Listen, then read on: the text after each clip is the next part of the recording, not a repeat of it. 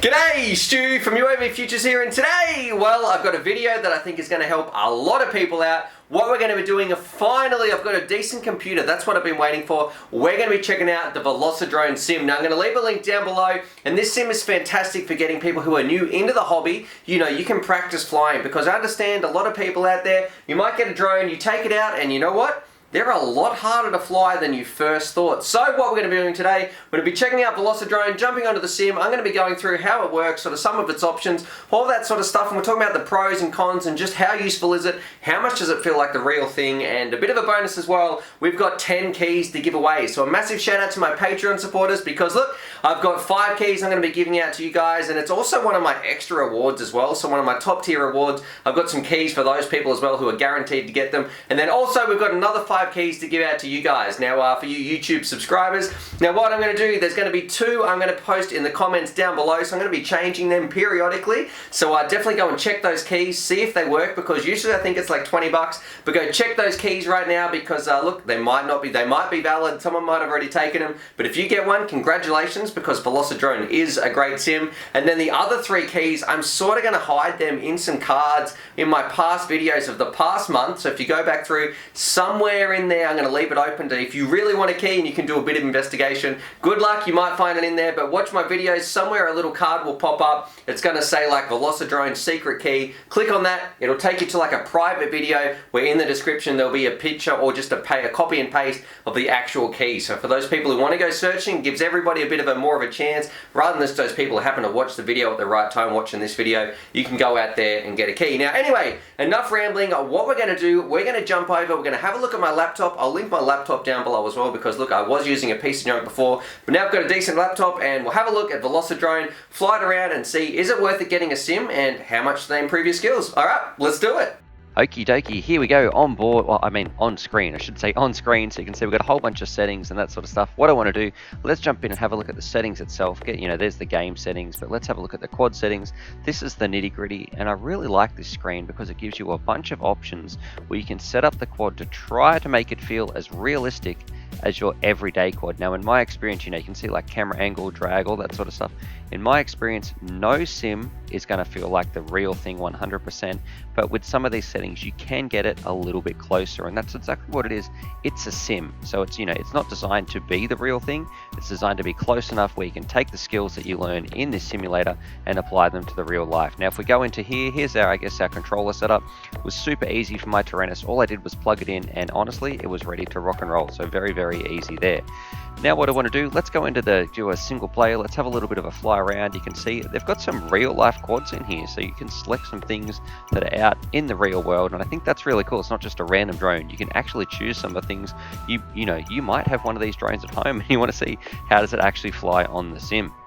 Now what we're going to do here, we're going to pick the Aerobot, the True X, and there, trust me, there is a ton of different levels to play here, and every single level it has different tracks that you can fly around as well. You can do things like fastest race time, all that sort of stuff. So there is so many tracks to go through, so many different scenarios to be practicing.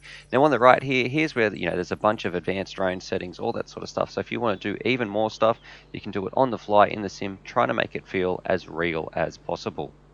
Now for me, what I felt was really important for you guys was to see, you know, could I go from a drone pilot to the sim, and how close would it feel to the real thing straight off the bat? So this is some of my first flights, and I do like some. You can press a button to adjust the camera angle up and down. I think it's page up and page down on the keyboard, so that worked really well for me. I liked it. You can do that depending on how you're flying. Nice and easy to sort of change things on the fly. Now here we go, we're about to take off, and straight off the bat you can see I thought, yeah, I'll be able to dive this building.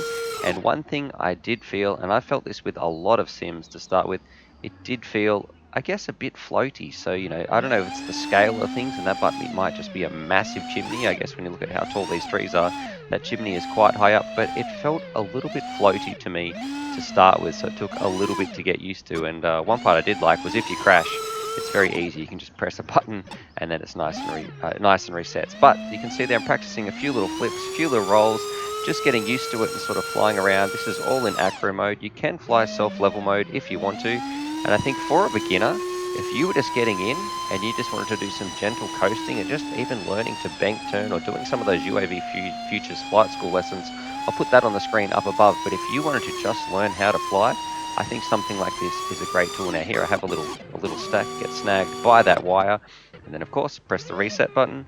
We're ready to rock and roll. So I think here I'm actually trying to do the track, and I have no idea where I'm going because, you know, this is like the second time I've ever mucked around on this level and actually in this sim, and I guess I'm all over the shop. Now for anybody out there, I guess if you're looking at this and you want like a hardcore arcade experience game, this one's not for you. What I did find with a few little tweaks and those sorts of things, you know, so I can see that the drag, it's way too, I guess, way too much. It's too floaty. I'm not cutting through the air enough. So I did change around with some of the drag settings and that sort of stuff in the menu. But I would say for anybody wanting to get this sim, it really is a good training tool. It's not a game, and I did end up having a lot of fun with it towards the end, you know, once I put a few more packs through. Sounds weird saying packs. It's not a game, it is a simulator, and it would be great if you wanted to learn some things like inverted yaw spins, some new tricks, or if you're just coming into the hobby, it's raining outside, and you want to get your head around acro mode. Maybe you're one of those pilots out there as well who you're stuck on self-level mode, and every time you go to acro you seem to be crashing. Something like this is going to be fantastic to help you sort of just get that muscle memory in, and that's what it's all about. Something I want to mention too, look, if I had my time over again, when I started flying, I didn't have these sims. I was crashing all the time, but I've seen kids come out nowadays, just say, get on the sim, and they absolutely rip it, and the skills transition so well over to the real world. Now here I've set up the actual track timer, and here's my little challenge for everybody. See if you can do this track in under 60 seconds, because that was what I was really aiming for, and trust me, this is after about half an hour. It took a bit of practice to get used to it. But once I had it sort of dialed in, I mucked around with the settings, I found it, I was sort of getting the hang of it, and it was actually a lot of fun. So here we go, those little markers are coming up, showing us exactly where to go. And here, this is the only part in the track I felt like on those big dives, it feels a little bit floaty and you're sort of just waiting. But other than that, look, I think this thing is going to make people better pilots in the future. And I'm just going to say, sims are a great tool, and I've said it again and again, and I know Trev believes in them. Sims are such a great way to learn. Now, look, there's a little stack there. Luckily, it just resets you to the last gate, and the timer's still going on about 40 seconds coming up to here. But overall, look, is this sim any good? I'm going to say, yep, I'm a big fan. I know a lot of people out there fly it. Does it feel like the real thing? No, definitely not. But there hasn't been any sims out there that actually emulate it exactly like the real life. But what it's important, like I keep mentioning, it's all about getting those skills across, all about getting that muscle memory and just teaching people how to fly. And for that, Velocidrone does an absolutely stellar job. Now, I think here I was happy with my lap time, 56 seconds. Drop some comments down below if you beat that. So I was really pushing to try to get that. It took quite a few attempts, and then I thought, well, now I've sort of got the hang of the sim. Let's fly around, do a little bit of acro, do a few little dives, and I guess just have a little bit of fun, because I did work at it to try and get that 56-second lap time. You guys are probably much better pilots. I would love to see sort of what times you can get. So yeah, look, overall, I'm a big fan. I'm going to drop the Velocidrone link down below, and remember to go search for some of those giveaways and stuff. If you get one of those free keys, congratulations. And yeah, I think they've done a good job, and they've got things like track editors and stuff, which, I'll jump to some scenes of that towards the end of the video as well. So maybe somebody out there could make the UAVfutures test track, and then we really could compare and see how does this thing seem in the real world, I guess, to the sim. Now, that's what I'll do now. I'm going to cut over, have a look at the track editor, just show you so you can do some things in here, select your sceneries, wherever you want to build it. I didn't really muck around with it too much because I was more interested in how does it actually feel when you're flying? How much of a useful learning tool is it? And it's a great useful learning tool, so you can see you can put a whole bunch of rubbish in here. I've sped up the footage, just putting out some cones, some markers. I think I throw in some trees and all that sort of jazz. But yeah, look, overall, I'm sure some people could make some really, really cool tracks, and it'll be great to see what people come up with in the future.